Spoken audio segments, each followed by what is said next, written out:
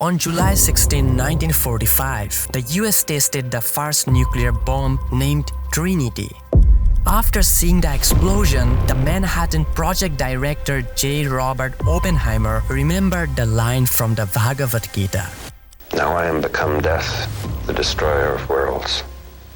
This line can be easily misunderstood by many people because most people would be surprised how a sacred book can influence violence, right? However, this line has a deeper meaning that I will explain in this video, and you will also learn why Oppenheimer remembered that line just after the explosion happened.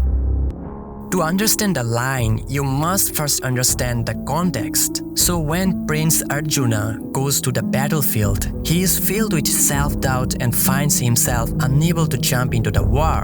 Lord Krishna, who is the incarnation of Lord Vishnu, motivates him to fight. After covering a number of topics, Krishna reveals his universal form to Arjuna. The great view of the universal form of Vishnu was described in the Bhagavad Gita that if the radiance of hundreds of thousands of suns were to rise forth at once in the sky, that would be like the splendor of the Mighty One. Arjuna started praying the universal form of Vishnu and was described as a blazing fire or the immeasurable radiance of the sun. Then Arjuna asked the Lord Vishnu, "Please tell me who you are. I want to know about you, for I do not know what your mission is." In chapter 11, verse 32 of the Bhagavad Gita, it is mentioned that the Supreme Lord said, "I am time, the great destroyer of the world, and I have come here to destroy all people. With the exception of you, all the soldiers here on both sides will be slain." The Supreme Lord said that even if Arjuna did not fight, they would die in another way. In fact, they were already dead.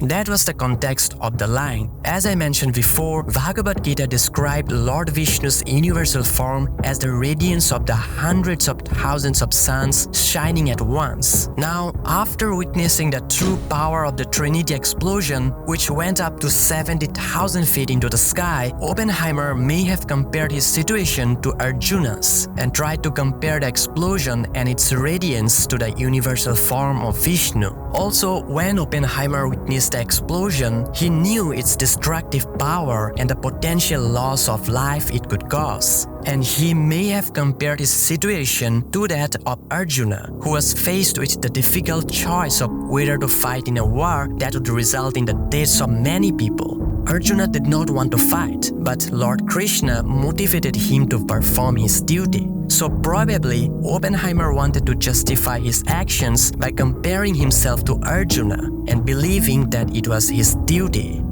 But now you may be wondering why Lord Vishnu would motivate Arjuna to kill. But what if I tell you that this violence was necessary? In Hindu culture, there is a saying that ahimsa paramo dharam, dharam hingsa tathepcha.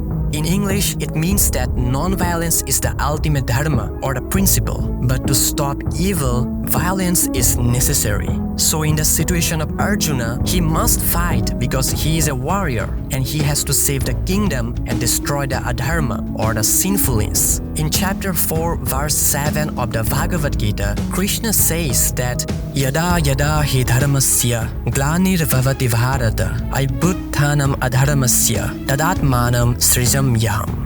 In English, it means that whenever there is a decline in dharma or righteousness, an increase in the adharma or sinfulness, at that time I manifest myself on earth. So basically, the line "Now I am become dead, the destroyer of worlds" is a powerful line from the Bhagavad Gita, and Oppenheimer matched that line in his situation. Thanks for watching.